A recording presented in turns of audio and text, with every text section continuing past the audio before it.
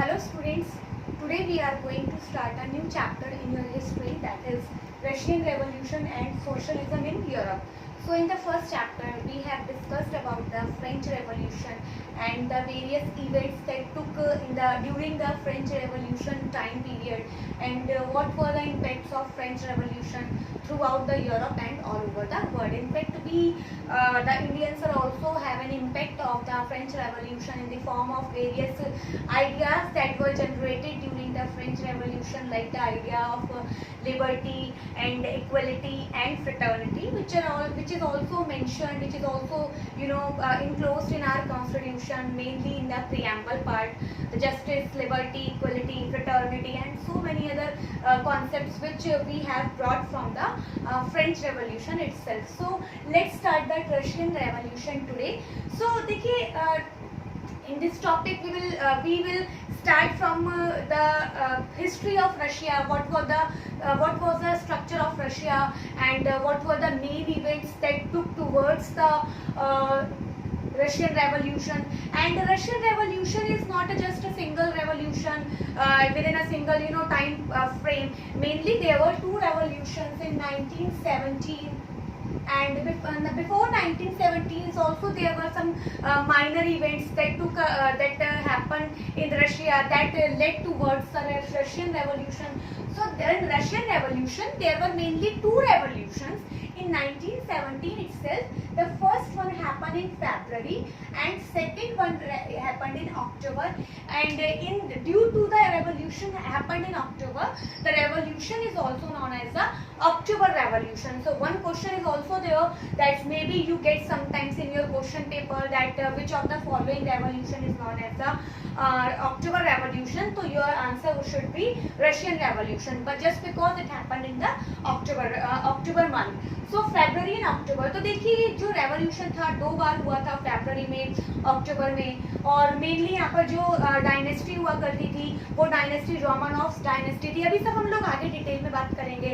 Romanoff dynasty थी since 17th century onwards, और ये डायनेस्टी जो थी ये एब्सोल्यूट मोनार्क हुआ करते थे, और इनके जो किंग्स हुआ करते थे उन किंग्स को जार बोला करते थे. और 1894 से ही रशिया में जो किंग्स थे, जो मतलब किंग थे रशिया के, वो थे जार निकोलस सेकंड. तो जार जो निकोलस सेकंड थे ये भी ऑब्वियसली एब्सोल्यूट मोनार्क थे. तो इनके कुछ मतलब ऐसे इवेंट्स हुए थे इनके टाइम पे, या कुछ मतलब ऐसे टाइम वो चेन बन गई थी कि ओवरऑल वो मतलब चेन जो थी वो रशियन रेवोल्यूशन की तरफ रशिया को लेके चली गई. तो अब हम लोग बात करते हैं रशियन रेवोल्यूशन की.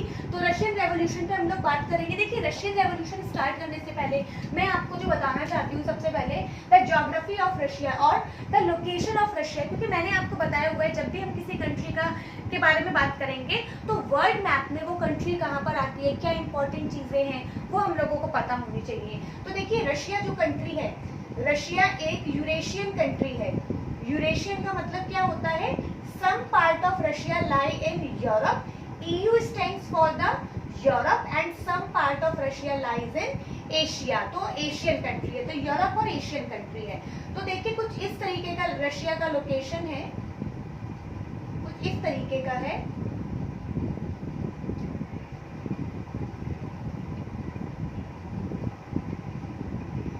So this is the Russia. As we all know that Russia is the largest country of the world, and around 70% जो लैंड मास है रशिया का that lies in the Asia, and rest of the 30% जो है that lies in the Europe.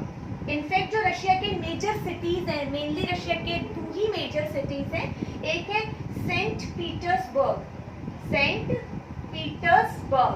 And other जो city है that is Moscow, which is also the capital of Russia. Moscow Russia की capital है. और other जो country है वो है, अदर जो सिटी है दैट इज सेंट पीटर्सबर्ग. तो ये जो दोनों कैपिटल, मॉस्को की जो रशिया की कैपिटल आज एट प्रेजेंट टाइम में है वो है मॉस्को. तो मॉस्को जो रशिया की कैपिटल है वो 1991 में रशिया से पहले जो मतलब पूरा इनका साम्राज्य हुआ करता था उसको बोलते थे USSR, union of Soviet and social Republic. लेकिन 1991 में वो जो यूएसएसआर था जिसमें टोटल 15 कंट्रीज थे, मतलब वो सब जो इनकी फिलॉसफी थी, आइडियोलॉजी थी वो सेम थी, तो वो सब कोलैप्स हो जाता है 1991 में आफ्टर द कोल्ड वॉर, वो सब मैं भी आगे डिटेल में बताऊंगी।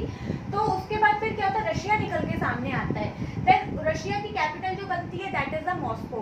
But during the 19th century, during the 20th century, Russia की जो कैपिटल थी that was Saint Petersburg. And in fact जो जार निकोलस थे, जार जो हुआ करते थे, वो सेंट पीटर्सबर्ग का उन्होंने नाम चेंज करके पेट्रोग्रेड कर दिया था। फिर लेनिन आते हैं पावर में बोल्शेविक पार्टी की तरफ से, तो लेनिन ने जो पेट्रोग्रेड था उसका नाम चेंज करके अपने नाम पर लेनिनग्रेड कर दिया। And after the collapsing of USSR in 1991, जो इसका नाम था लेनिनग्रेड का नाम फिर से चेंज करके सेंट पीटर्सबर्ग कर दिया।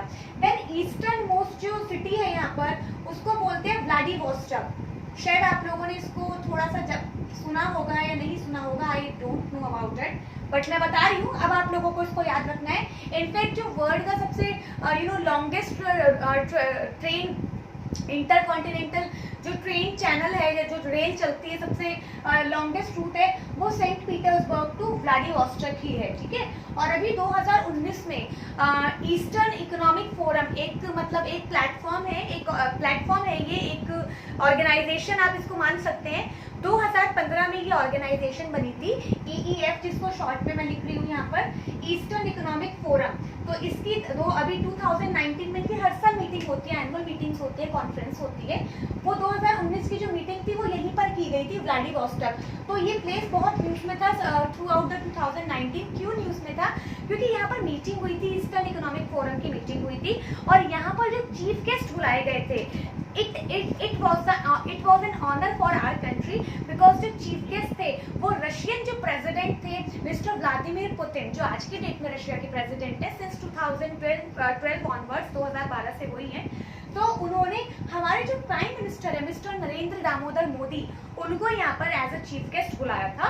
तो वहाँ पर मिस्टर नरेंद्र मोदी काफ़ी बिजनेस जो डेलीगेट्स हैं उनको लेके यहाँ की मीटिंग को अटेंड किया, और करीब $1 बिलियन का यहाँ पर एक लाइन ऑफ क्रेडिट का मतलब होता है एक लोन भी देके आए थे, और जिसमें ये बोला गया था कि यहाँ पर, क्योंकि देखिए जो व्लादिवोस्टोक वाला एरिया है ये अभी अनडिस्कवर्ड है, यहाँ पर अभी एक्सप्लोरेशंस वगैरह नहीं हुई है क्योंकि पूरा का पूरा स्नो कवर्ड है। और लेकिन यहाँ पर जो मिनरल्स हैं, जो मतलब एनर्जी रिसोर्सेज हैं, वो बहुत अबेंडेंट क्वांटिटी में है, तो इसलिए ये एरिया जो है बहुत स्ट्रैटेजिक है। बट रशिया के पास ना उतने रिसोर्सेज हैं और ना ही उतना कैपिटल है कि रशिया यहाँ पर अपनी टेक्नोलॉजी का यूज़ करके या कैपिटल का यूज़ करके या मैन पावर का यूज़ करके यहाँ का जो एरिया है, जो स्ट्रैटेजिक यहाँ की चीज़ें हैं उनको कैप्चर कर सके। तो रशिया ने जो डिफरेंट कंट्रीज है, जैसे जापान है, साउथ कोरिया है और इंडिया है, और जो वर्ल्ड के 2-3 मेजर पार्टनर्स हैं रशिया के, 4-5 मेजर पार्टनर्स हैं लाइक ऑस्ट्रेलिया, तो इन्हीं कंट्रीज को इनवाइट किया था और इनसे बोला था कि आप अपना इन्वेस्टमेंट लाइए, इन्वेस्ट करिए, जहाँ पर जो भी रिसोर्सेज हैं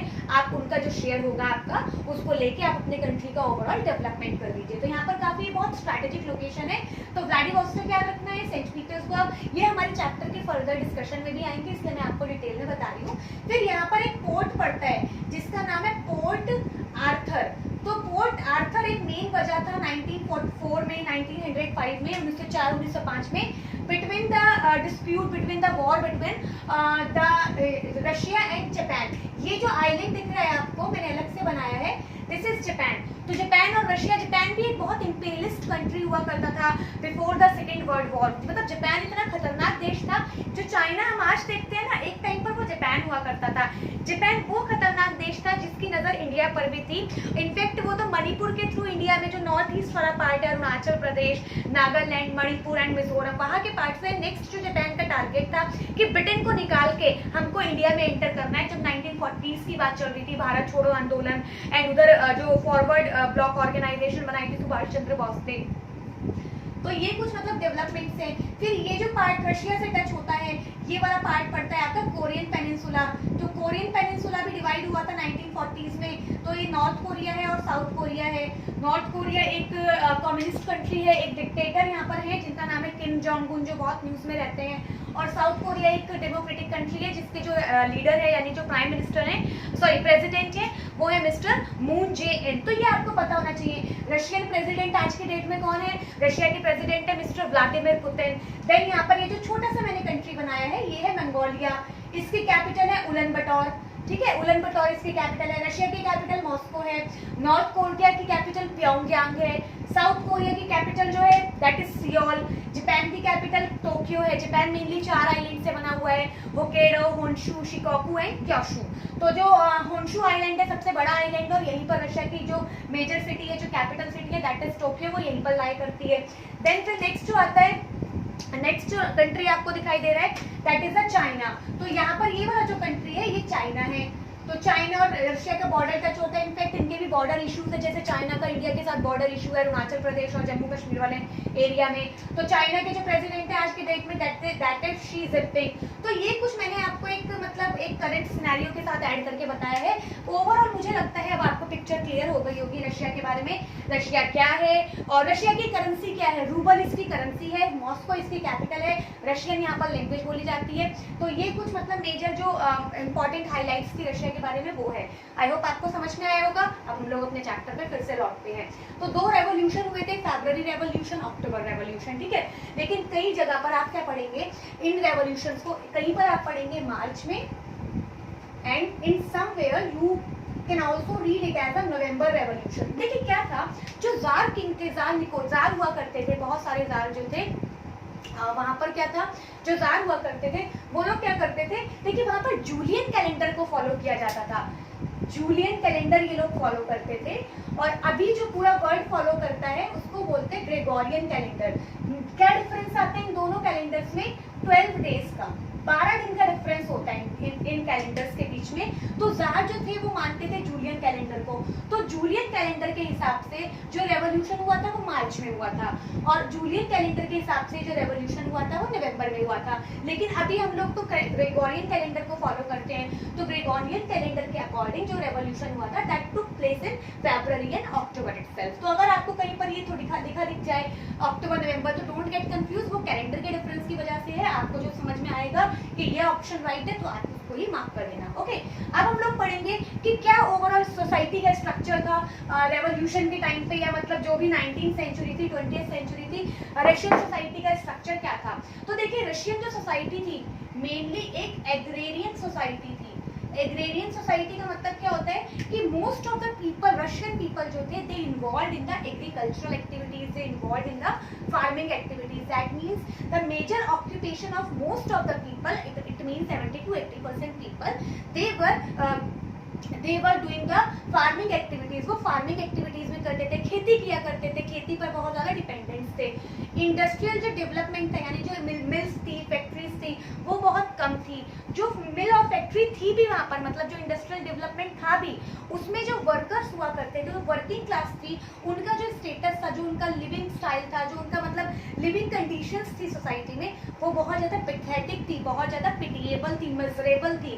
दैट मीन्स बहुत ज़्यादा दया वाली थी, बहुत बेकार उनकी कंडीशंस थी। ओके, सो यहाँ पर हम लोग देखेंगे कि एग्रेरियन सोसाइटी थी, वर्कर्स की कंडीशंस बहुत कम थी, वर्कर्स को वेजेस बहुत कम दिए जाते थे। वेजेस क्या होता है, जब आपकी सर्विसेज के बदले में आपको डेली पेमेंट मिलता है। जिनको मंथली पेमेंट मिलता है कॉम्पनसेशन, उसको बोलते हैं सैलरी, जिनको डेली मिलता है उसको बोलते हैं वेजेस। तो वर्कर्स को वेजेस बहुत कम मिलता था और जो वर्किंग आवर्स हुआ करते थे वो बहुत लॉन्ग हुआ करते थे, लाइक 18 घंटे, 16 घंटे, 14 आवर्स, इस तरीके से काम करवाया जाता था। तो ये एक ओवरऑल पिक्चर मैंने आपको दिया रशिया के बारे में। आई होप आपको ये समझ में आया होगा और जो भी आप लोगों की इस पर्टिकुलर लेक्चर से रिलेटेड डाउट रहते हैं वो आप मुझसे कमेंट सेक्शन में पूछिएगा। I will answer each and every query for regarding this lecture. तो हम लोग अब मिलेंगे सेकेंड लेक्चर में। Till then thank you.